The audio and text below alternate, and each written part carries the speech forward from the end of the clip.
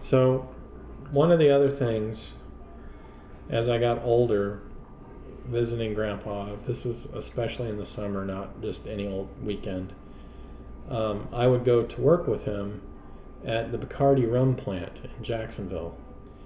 And the rum was actually made in Puerto Rico and brought to the U.S. in containers that were on rail cars. And they would offload the concentrated rum into these huge stainless steel tanks, and then there was a lab that would mix it down to whatever they were trying to make. You know, all the different proofs, and it was the most high-tech place I'd ever seen in my life. Because none of our houses had any electronics in it but a TV, and this place was full of all kind of HP meters and, you know, scientific test tubes and all kinds of stuff, spectrographs and things. And I just thought the place was just amazing.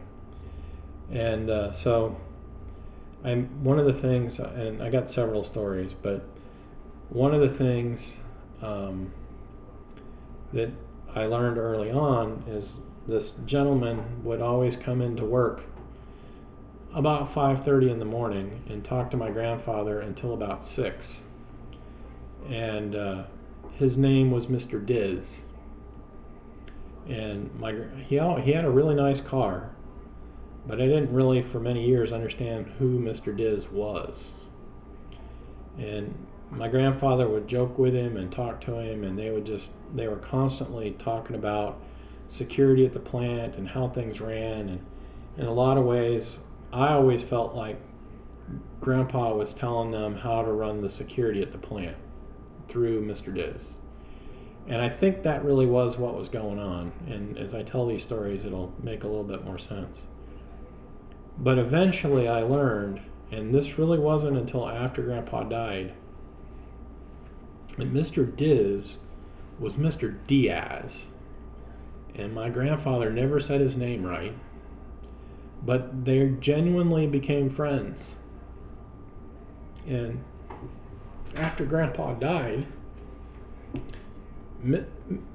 Mr. Diaz always made sure, Mr. Diaz made sure that on Thanksgiving, every employee, every single one, had a fantastic spread for Thanksgiving and would do it again for Christmas. And the Thanksgiving was a real pretty much traditional Thanksgiving. The Christmas one would include Bacardi rum and rum cakes and other stuff too. And presents for the kids. I actually went one time for Christmas and got, I don't remember now what it was, but it was a expensive It was nice, gift. really nice stuff. Yeah. So, and if any of you haven't figured it out, being in the booze business, it makes a lot of money. But I did not realize that I was talking to the guy who was the president of Bacardi Rum US. He was the most powerful member of that family in North America. And he ran the entire operation. And he and my grandfather just talked like buddies.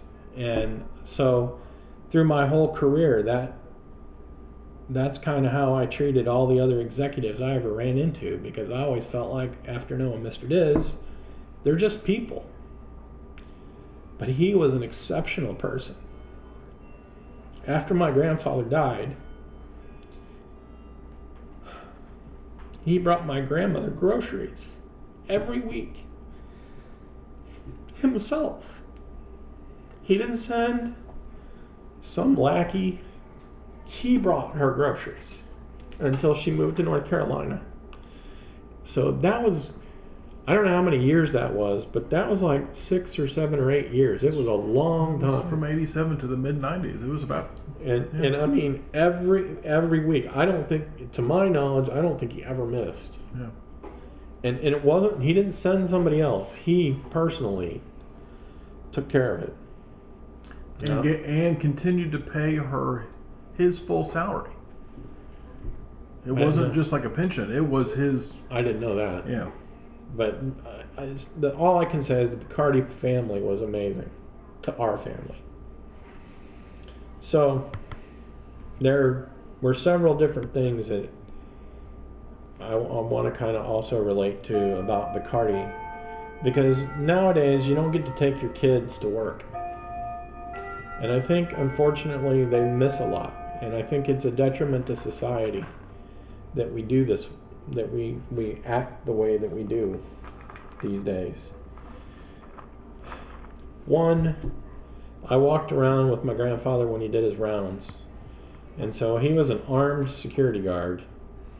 And he was armed in a couple different ways. He had a nightstick that was full of lead.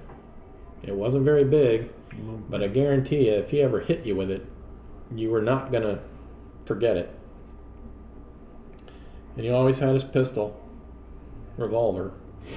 And he also had a pocket full of sand. And for a lot of years, I didn't understand what that pocket full of sand was. And I'll tell another story later that'll kind of bring that together. But it was interesting. He, as a policeman, felt that there were different levels of punishment. As a policeman, that was his job to mete out. And a lot of times, that didn't mean going to jail. You may get a beating, different things may happen. And I think that's also a problem that we have in society to some degree today. I'm not saying that the cops really should be judges, but an awful lot of people go to prison and get wrapped up into the legal system that I believe back in the day when my two grandfathers were cops, I don't think happened. Now, I don't know really how racist they were. I can tell you from the way they talked, they were pretty racist. But I also heard a lot of stories about them working with different people that they knew who were Indians, like American Indians, and were, black people and stuff. And they used, all the worst words that we can't use now. But there was always a sense of respect to some degree that they were people. So somehow he managed to kind of imbibe me on that. Hopefully I'll tell you the story about Brown's haircut place in a minute. But this Bacardi place was beautiful. They had a giant pile, as a kid, they had this giant pile of aggregate from when they leveled the property that was back over by the guard shack and surrounded by trees. And if you were in different parts of the bottling area, one of the things that was really cool is if you sat still inside the building, you could watch foxes, red-tailed foxes, come up to the building and chase rabbits and do all kinds of stuff. But you had to sit absolutely motionless inside the building because the lights were on and they could see into the building. And I used to love doing that, just sitting there for 15 or 20 minutes, as still as you could possibly be, to see if you could get the foxes to come up close to the window. And that was always fun. But the way Grandpa's job worked is he had a key. And he didn't have a key. He had a box. A big gray and black box with a leather handle. And he walked to different stations throughout that plant. There were about 30 of them. And when you got to a station, you opened a little metal box and took the key on a chain out and put it into the little box and turned the key, and it would mark a paper reel inside there. And then you put the key back and go on to the next stop. And I can remember a discussion between him and Mr. Diaz, because the guy who was in charge of security at the time didn't like the fact that Grandpa would never walk the same way. He wouldn't do 1 to 30 like he was supposed to. He would go all over the plant. And that guy could not understand why. And Grandpa had a good explanation, and he told me many times. And his reason for doing that was real simple. I don't want to be surprised by them, meaning criminals. I want to surprise them. So he was huge on never doing doing his walking route the same way twice.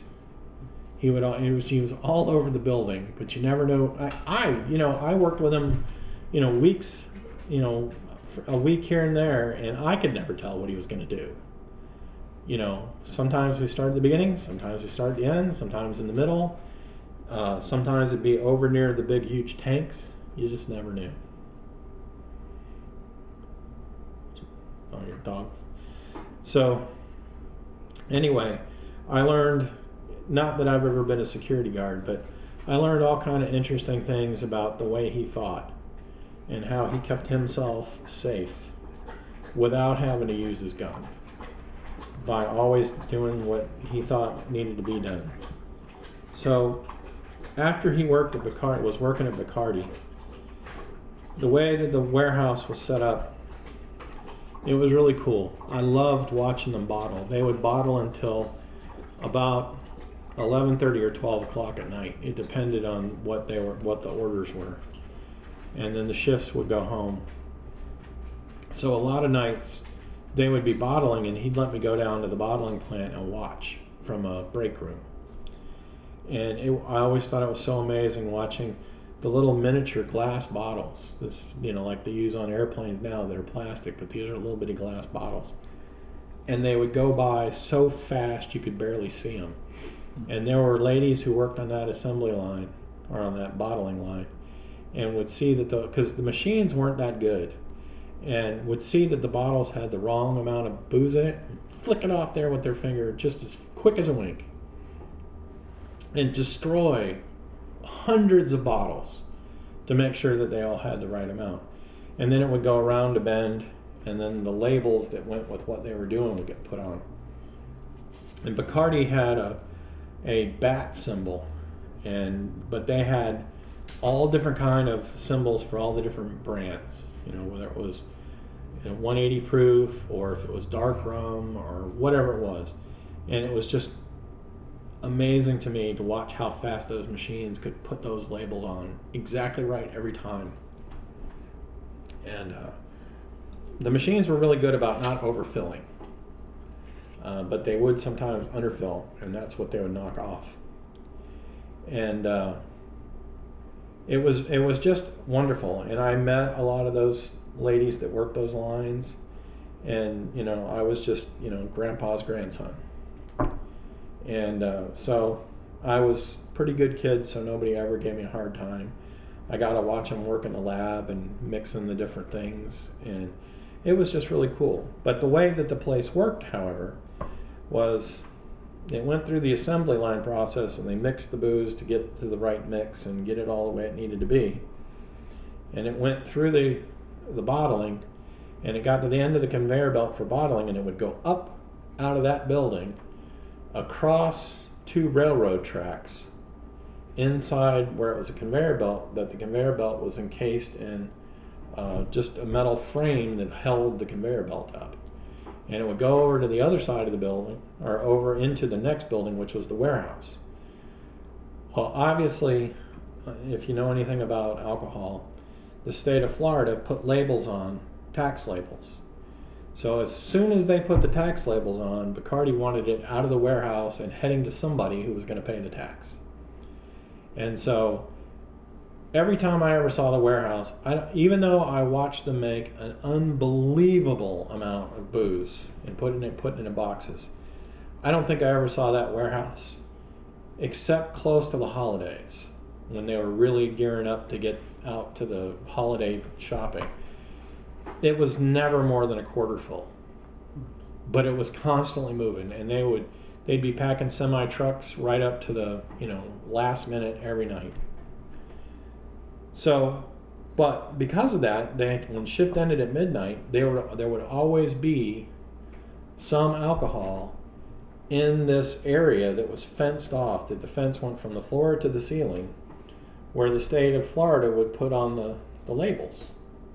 And the labels were kept in big safes, and the state of Florida, there were state of Florida employees that would put the tax labels on. And they would keep track of the inventory, and they broke a gazillion bottles of booze whenever it wasn't perfect. But they could never get the inventory to work right. And I know Mr. Diz and my grandfather talked about that quite a bit. And it was always off, and they never could quite figure out why. and it was off by quite a few cases every day, but it was never off by such a huge amount that they needed to redesign things or stuff like that. It was just one of those things.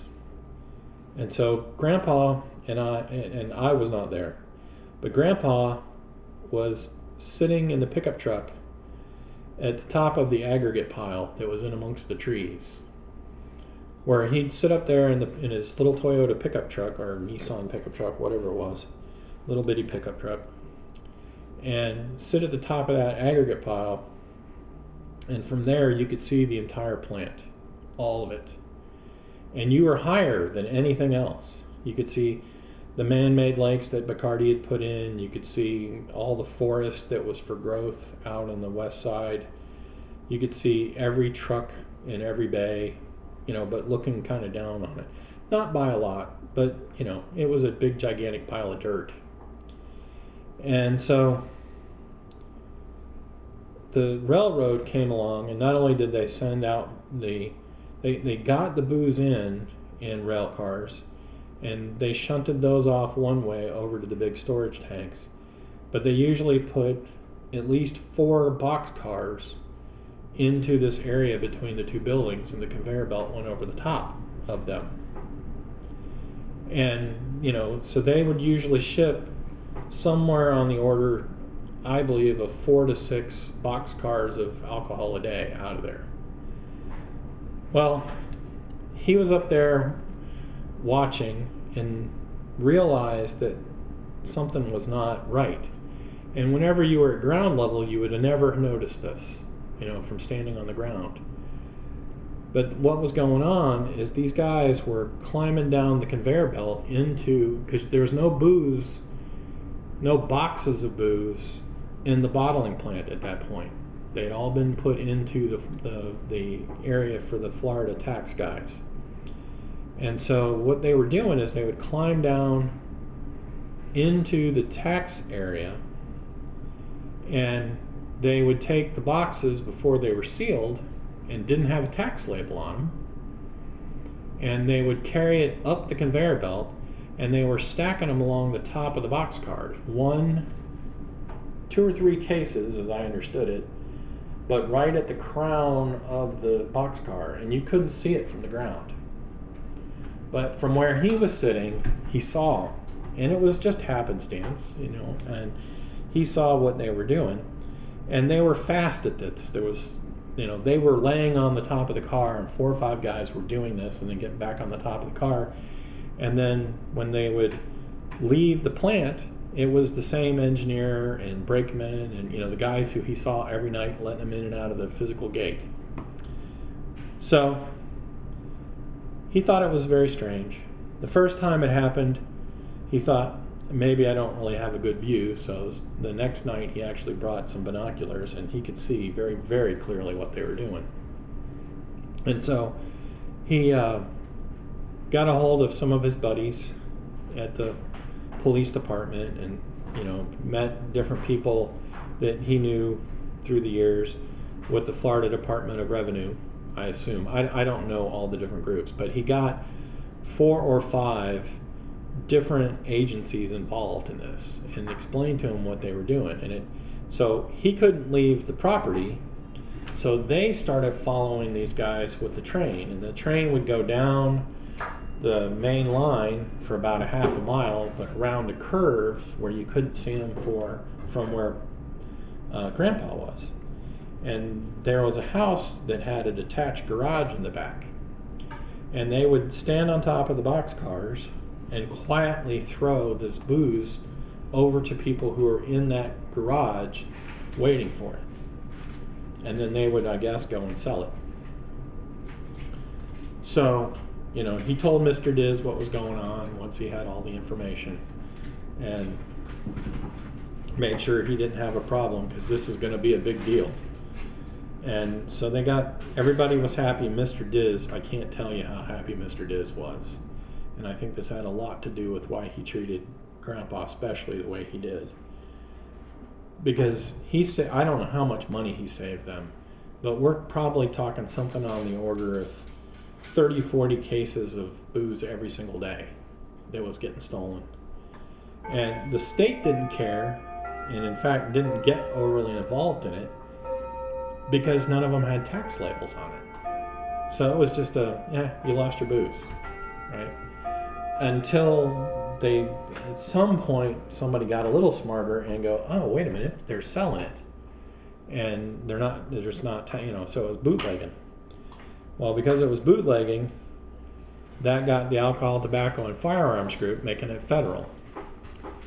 And because they worked for the railroad, and I think it was the Seaboard Coastline, but I'm not certain of that, but because it was the railroad, it was also a federal offense.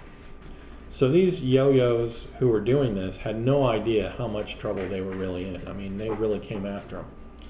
So after the second night, and they were pretty sure they were going to bust them, my grandfather talked to one of the other security guards that he knew just down the railroad track a couple miles, was the Anheuser-Busch plant in Florida, which was an operation that was probably 100, if not 150 times the size of the Bacardi rum plant.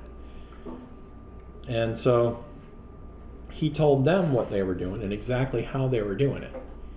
And of course he didn't know how the plant worked, but he knew their security guys, and so they started watching, and sure enough they were doing exactly the same thing. They'd go take a bunch of boxcars down there, steal a whole bunch of beer, and then take it back and do this. So these guys were probably stealing like a panel truck full of cases of alcohol every day from these places. So there's one more story that goes with this, is they caught the thief. One of the things I wanted to say about that, one of the reasons Mr. Diaz liked him so much was because they thought they were being stolen from. Right. And the state kept saying it's your employees that are doing it. Right. It's being stolen from the plant because it's not after they get into the into the tax room. That's it's your people. And Mr. Diaz felt like it was a family, and his family wouldn't steal from him. That's right. And Grandpa proved that it wasn't his people. That's absolutely true. Because I can remember him talking about it. Yeah. I was not there when it happened, but I was there not very long after it one night and heard them talking about it. And you're absolutely right. That's the way he felt about it. And so, at any rate, why don't you stop it for a minute?